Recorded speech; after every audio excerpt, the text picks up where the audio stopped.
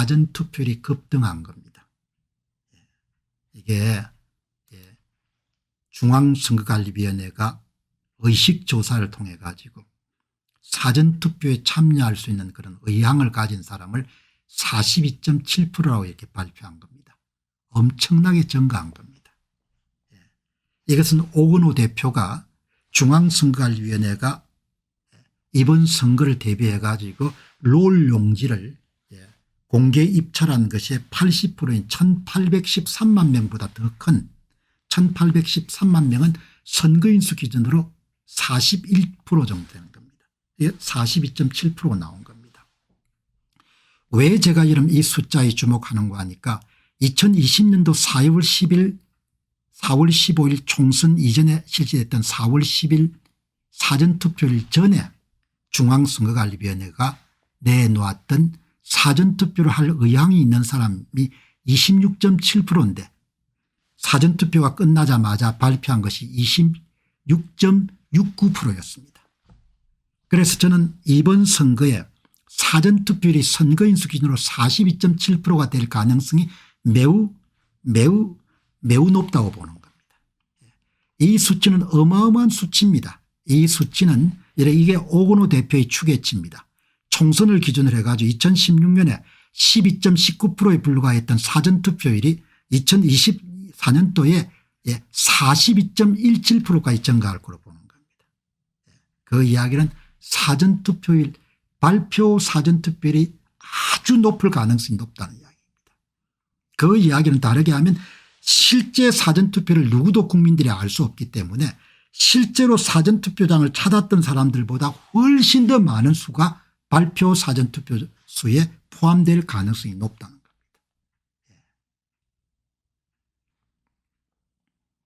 역대 여러분들 사전투표 선거는 기본적으로 실제 사전투표율보다 발표 사전투표를 부풀리고 그 사이의 차이만큼을 유령 사전투표자를 만든 다음에 그걸 특정 정당 후보와 함께 밀어주는 방식으로 선거가 이루어져 온 겁니다. 그거를 공병호 TV는 그동안 수없이 많은 사례를 가지고 역대 선거의 거의 전부 2014년 총선부터 2023년 10월 11일 강서구청장 보궐선거까지 10번 넘는 선거에 동일한 방식으로 사전투표 득표수를 만드는 작업이 이루어지는 것을 다 검증했고 확정적 사실로 밝힌 바가 있습니다. 그럼 이번 선거를 여러분 보시게 되면은 앞에서 말씀드렸다시피 제야 전문가의 도움을 받아 가지고 여러분 우리가 이걸 확인할 수 있었던 겁니다. 여기에 선거인 수 사전투표자 수 여러분들 여기 나와 있는 것이 선관위 발표 사전투표입니다. 2022년 3구 대통령 선거의 선관위 발표 사전투표는 36.98%로 했고 36.98%에서 규칙을 찾아내 가지고 규칙을 수정하게 되면은 실제로 사전투표에 오신 분들은 선거인수 기준으로 31.49%밖에 안 되는 겁니다. 이걸 36.93%로 부풀려서 발표하고 5.44%의 선거인수 기준으로 사전투표를 여러분들 부풀린 다음에 그것을 그 표가 240만 표 정도입니다. 240만 표를 전국의 선거구에서 이재명 후보와 함께 더해 준 겁니다. 그래서 3구 대통령 선거의 차이값 그래프 사전 빼기 당일 그려보게 되면 정확하게 좌측과 우측의 차이값이 여러분들 플러스 마이너스가 좌우대칭입니다. 항상 더블당은 플러스 항상 국민의힘은 마이너스 값을 가지는 겁니다. 전형적으로 특정 후보에게 사전투표자 수를 집어넣어줬을 때 발생하는 현상인 거죠. 이걸 여러분 오늘 여러분들에게 제야 전문가의 도움을 받아가 말씀을 드린 겁니다.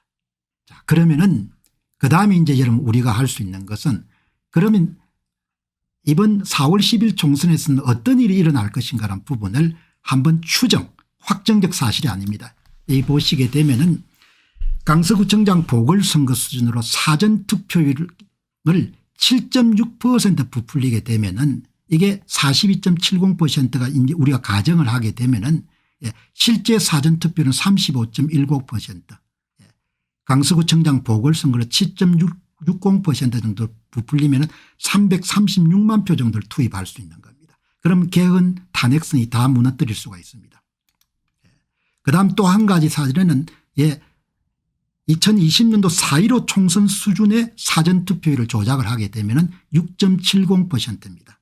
그럼 선관위 발표를 가정을 42.70%의 선관위 의식조사를 가져오게 되면 실제 사전투표율은 36%입니다. 6.70%를 부풀린다는 이야기는 다르게 하면 전국에 296만 표를 집어넣을 수 있다는 겁니다. 296만 표를 집어넣을 수가 있으면 개헌선 탄핵선을 다 무너뜨릴 수가 있는 겁니다.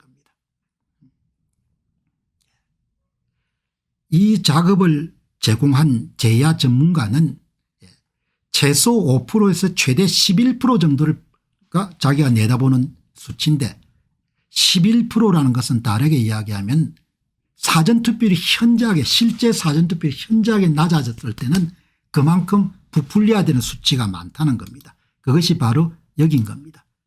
여기에 31.70% 실질이라는 것은 대선 수준입니다. 대선 수준 31.49하고 이번이 같다는 거, 이거는 사전투표의 위험성을 여러분들 감지한 사람들이 당일 투표에 몰려가는 경우입니다. 그런 경우에는 더 많이 부풀려야 되는 겁니다. 11%를. 더 많이 부풀려면 더 많이 집어내야 된다. 그만큼 위험이 따르는 일인 겁니다. 그러니까 많은 사람들이 당일 투표를 달려가게 되면은 표를 만지는 사람들도 위험한 겁니다. 더 많이 집어넣어야 되니까.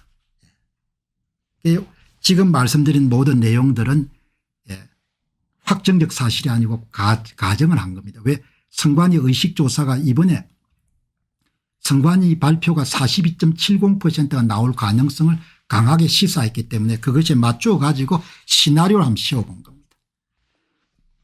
그러나 이 시나리오에 못지않게 모든 것은 대한민국의 공직선거는 실제 사전투표를 국민들이 전혀 모르게 만들어 놨기 때문에 선관위가 발표를 하고 실제 사전투표율보다 차액만큼을 유령 사전투표소를 만든 다음에 특정 후보에게 집어넣어주는 그걸 전산 프로그램을 가동해 가지고 득표수를 만드는 작업을 해온 거죠. 그것을 막을 수 있는 방법은 지금으로서 없는 겁니다. 투표자들이 할 수 있는 것은 가능한 당일 투표를 하는 것이고 이렇게 이러면 다 밝혀진 겁니다. 나라 큰일 났습니다. 국민들이 아무 힘이 없어진 그런 상태가 돼버린 거죠. 그냥 건덕지만 있으면 다 만들 수가 있는 겁니다. 호재만 있으면.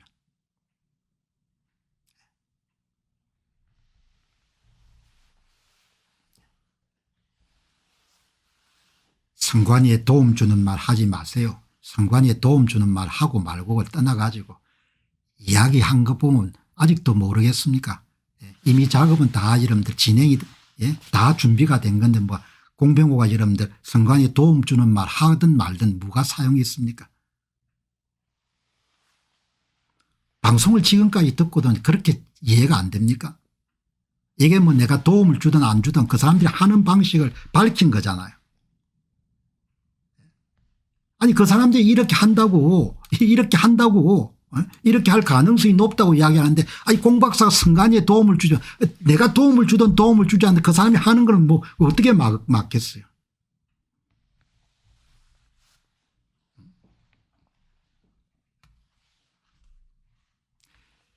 자 여러분들 오늘